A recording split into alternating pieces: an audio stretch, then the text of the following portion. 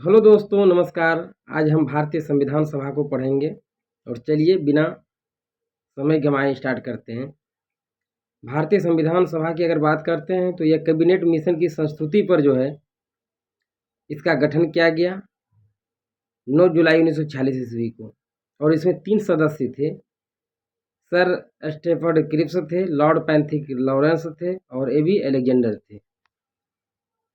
भारत के लिए संविधान सभा की रचना हेतु संविधान सभा का विचार जो है सर्वप्रथम स्वराज पार्टी ने 1924 ईस्वी में दिया था। और आप ये जानते हैं कि स्वराज पार्टी का जो है गठन जो है मोतीलाल नेहरू और चित्तरंजन दास ने किया था 1923 ईस्वी में, ये भी याद रखना है। आगे देखते हैं। संविधान सभा के सदस्यों की कुल संख्या जो थी उस समय 389 निश्चित की गई थी, जिनमें 292 ब्रिटिश प्रांतों के प्रतिनिधि थे और 4 चीफ कमिश्नर क्षेत्रों के प्रतिनिधि थे एवं 93 देशी रियासतों के प्रतिनिधि थे, ये भी याद रखना है। अगला क्वेश्चन है कि मिशन योजना के अनुसार जुलाई 1946 में संविधान सभा का चुनाव हुआ। ठीक है। कुल 389 सदस्यों में से प्रांतों के लिए निर्धारित 296 सदस्यों के लिए चुनाव हुए, जिन्हें विभिन्न प्रांतों की विधानसभाओं द्वारा चुना गया। इसमें कांग्रेस को 208, मुस्लिम लीग को 73 स्थान एवं 15 अन्य दलों के तथा स्वतंत्र उम्मीदवार निर्वाचित हुए थे। ठीक है। अगला क्वेश्चन है क्या कि 9 दिसंबर 1946 को संविधान सभा की प्रथम बैठक नई दिल्ली स्थित काउंसिल चैम्बर के पुस्तकालय भवन में हुई। सभा के सबसे बुजुर्ग सदस्य वहां जो थे डॉक्टर सच्चिदानंद सिन्हा थे, और जिसे अस्थायी अध्यक्ष क्या किया गया, चुना गया था। ठीक है। मुस्लिम लीग ने इस बैठक का बहिष्कार किया और पाकिस्तान के लिए बिल्कुल अलग संविधान सभा की मांग कर दी थी। और इसमें एक हैदराबाद भी एक ऐसी देशी रियासत थी जिनके प्रतिनिधि जो है संविधान सभा में सम्मिलित नहीं हुए थे। और अगला पॉइंट देखते हैं कि प्रांतों या देशी रियासतों को उनकी जनसंख्या के अनुपात में संविधान सभा में प्रतिनिधित्व दिया गया। साधारणतः 10 लाख की आबादी पर एक स्थान का आवंटन किया गया था। आगे देखते हैं। प्रांतों का प्रतिनिधित्व मुख्यतः 3 प्रमुख सदस्यों की जनसंख्या के आधार पर विभाजित किया गया था। ये समुदाय थे मुस्लिम, सिख एवं साधारण। अब संविधान सभा की प्रमुख समितियां एवं उनके अध्यक्ष की भी बात कर लेते हैं, और ये बहुत इंपॉर्टेंट है, यहाँ से कई बार क्वेश्चन पूछा गया है। चलिए देखते हैं कि संचालन समिति के अध्यक्ष कौन थे, तो डॉक्टर राजेंद्र प्रसाद थे। संचालन समिति के अध्यक्ष कौन थे, डॉक्टर राजेंद्र प्रसाद थे। संघीय संविधान समिति के अध्यक्ष थे पंडित जवाहरलाल नेहरू। संघीय संविधान समिति के अध्यक्ष कौन थे, पंडित जवाहरलाल नेहरू थे। प्रांतीय संविधान समिति के अध्यक्ष कौन थे, सरदार वल्लभ भाई पटेल थे। प्रांतीय संविधान समिति के अध्यक्ष कौन थे, तो सरदार वल्लभ भाई पटेल थे। प्रारूप समिति के अध्यक्ष कौन थे, तो डॉक्टर भीमराव अम्बेडकर थे। प्रारूप समिति के अध्यक्ष कौन थे दोस्तों, तो डॉक्टर भीमराव अम्बेडकर थे। और संघ शक्ति समिति के अध्यक्ष कौन थे, तो पंडित जवाहरलाल नेहरू थे। संघ शक्ति समिति के अध्यक्ष कौन थे, तो पंडित जवाहरलाल नेहरू थे। मौलिक अधिकारों एवं अल्पसंख्यकों एवं जनजातियों तथा बहिष्कृत क्षेत्रों के लिए सलाहकार समिति के अध्यक्ष कौन थे, तो सरदार वल्लभ भाई पटेल थे। अगला है कि राष्ट्र ध्वज संबंधी तदर्थ समिति के अध्यक्ष कौन थे, तो डॉक्टर राजेंद्र प्रसाद थे। और प्रक्रिया नियम समिति के अध्यक्ष कौन थे, तो डॉक्टर राजेंद्र प्रसाद थे। और नोट में याद रखना है कि मौलिक अधिकारों, अल्पसंख्यकों एवं जनजातियों तथा बहिष्कृत क्षेत्रों के लिए सलाहकार समिति के अंतर्गत 5 उप समितियां थी। ठीक है। और मौलिक अधिकार उप समिति के अध्यक्ष कौन थे, तो जेबी कृपलानी थे। मौलिक अधिकार उप समिति के अध्यक्ष कौन थे, तो जेबी कृपलानी थे। ठीक है। अल्पसंख्यक उप समिति के अध्यक्ष कौन थे, तो एच.सी. मुखर्जी थे। और आपको बताना है कि जेबी कृपलानी ने कांग्रेस की कौन सी अध्यक्षता की थी, ये आप कमेंट में बताइएगा। अगला क्वेश्चन है कि उत्तर पूर्व सीमांत जनजातीय क्षेत्र असम को छोड़कर तथा आंशिक रूप से छोड़े गए क्षेत्र के लिए उप समिति के अध्यक्ष कौन थे, गोपीनाथ बारदोलई थे। और ये भी याद रखना है कि असम के प्रथम मुख्यमंत्री बने थे कौन, गोपीनाथ बारदोलई। ठीक है। और असम में इसके नाम से जो है एक अंतर्राष्ट्रीय हवाई अड्डा भी है, गोपीनाथ बारदोलई अंतर्राष्ट्रीय हवाई अड्डा है। ठीक है। अगला क्वेश्चन है कि छोड़े गए एवं आंशिक रूप से छोड़े गए क्षेत्रों जिसमें असम में सिंचित क्षेत्रों के अलावा के लिए उप समिति के अध्यक्ष कौन थे, तो ये भी ठक्कर थे। अगला क्वेश्चन है कि उत्तर पश्चिम फ्रंटियर जनजातीय क्षेत्र उप समिति के अध्यक्ष कौन थे, तो पाकिस्तान में शामिल होने के कारण इसे भारत की संविधान सभा की तरफ से कार्य करने के लिए नहीं बुलाया गया था। अब चलिए देख लेते हैं जो बहुत इंपॉर्टेंट है यहाँ पे कि संविधान सभा में ब्रिटिश प्रांतों के 296 सदस्यों का विभाजन सांप्रदायिक आधार पर किया गया था। ठीक है, संविधान सभा में जो ब्रिटिश प्रांतों के 296 सदस्यों का विभाजन सांप्रदायिक आधार पर किया गया था। तो संविधान सभा 1946 में समुदाय आधारित प्रतिनिधित्व जो था, देखिए देख लेते हैं कि हिंदू की कितनी संख्या थी, तो 163 थी, जिसमें पिछड़ी जनजाति भी थी। दूसरा मुस्लिम, नहीं, हिंदू की जनसंख्या कितनी थी दोस्तों, तो 163 थी, और मुस्लिम की संख्या कितनी थी, 80 थी। अनुसूचित जाति की संख्या कितनी थी, 31 थी, और भारतीय ईसाई की संख्या कितनी थी, 6 थी। और पिछड़ी जनजाति की संख्या कितनी थी, ये भी 6 था।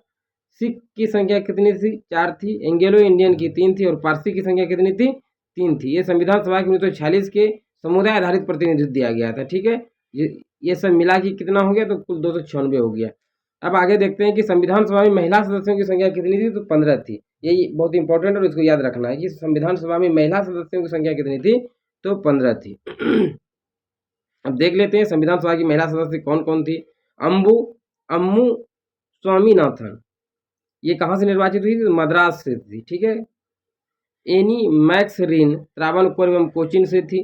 बेगम एजाज रसूल संयुक्त प्रांत या मुस्लिम से थी। दक्षानी विल्यादून मद्रास से थी। जी दुर्गाबाई मद्रास से थी। हंसा मेहता बम्बई से थी। कमला चौधरी संयुक्त प्रांत से थी। ठीक है, लीला रे पश्चिम बंगाल से थी, और मालती चौधरी उड़ीसा से थी। पूर्णिमा बनर्जी जो है संयुक्त प्रांत से थी, और रेणुका रे पश्चिम बंगाल से थी, और सरोजिनी नायडू बिहार से थी। ठीक है, सरोजिनी नायडू कहाँ से थी, तो बिहार से थी। राजकुमारी अमृता कौर मध्य प्रांत और बरार से थी। प्रथम महिला स्वास्थ्य मंत्री भी राजकुमारी अमृता कौर बनी थी, ये भी याद रखना है। ठीक है, अगला क्वेश्चन है सुचेतानंद कृपलानी, ये संयुक्त प्रांत से थी, और प्रथम महिला मुख्यमंत्री सुचेतानंद कृपलानी थी उत्तर प्रदेश की। अगला क्वेश्चन है विजया लक्ष्मी पंडित, ये संयुक्त प्रांत की थी। ठीक है, और ये पंडित नेहरू की बहन थी। ठीक है, अब अगला पेज देखते हैं।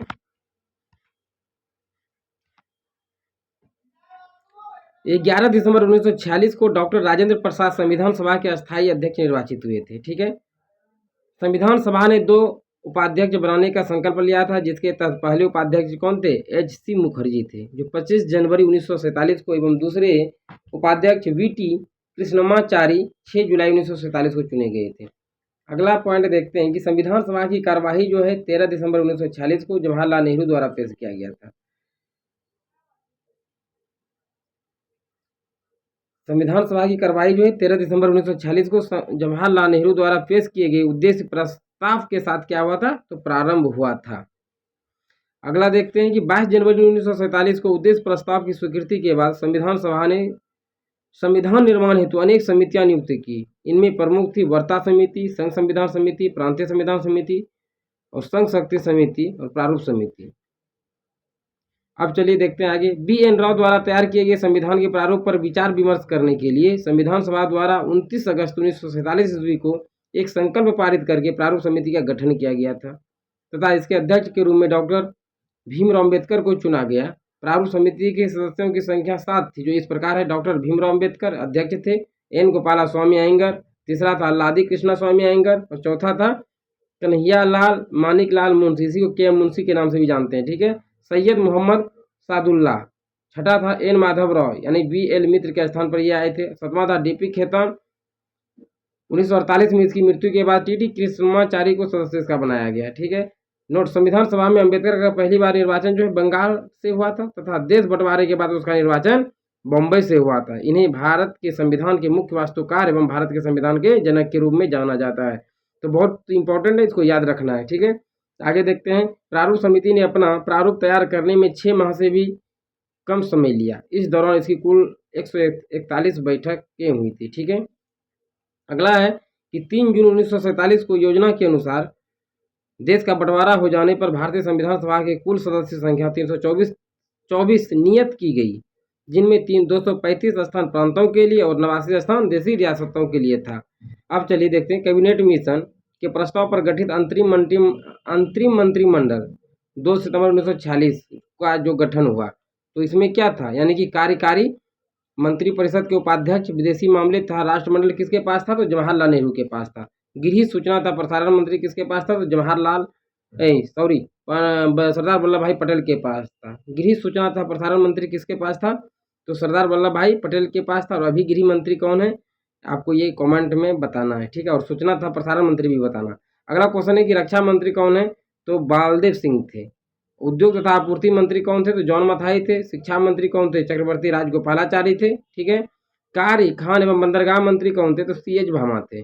खाद्य एवं कृषि मंत्री कौन थे? तो राजेंद्र प्रसाद थे।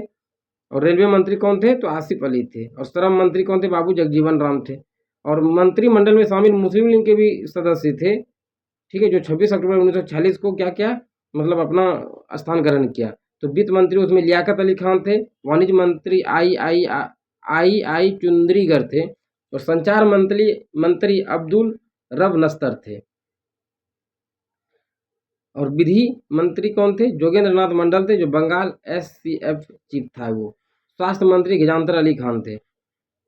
अगला देखते हैं कि देश विभाजन के बाद संविधान सभा का पुनर्गठन 31 अक्टूबर 1947 को किया गया। और 31 दिसंबर 1947 ईस्वी को संविधान सभा के सदस्यों की कुल संख्या 299 थी, जिसमें प्रांतीय सदस्यों की संख्या 229 एवं देशी रियासतों की सदस्यों की संख्या 70 थी।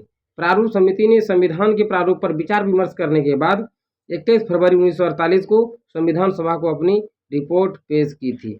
तो चलिए आज इतना ही दोस्तों, और यदि सेशन अच्छा लगा हो तो लाइक और सब्सक्राइब कर दीजिएगा, और अगला सेशन अगले पार्ट में लेकर आएंगे।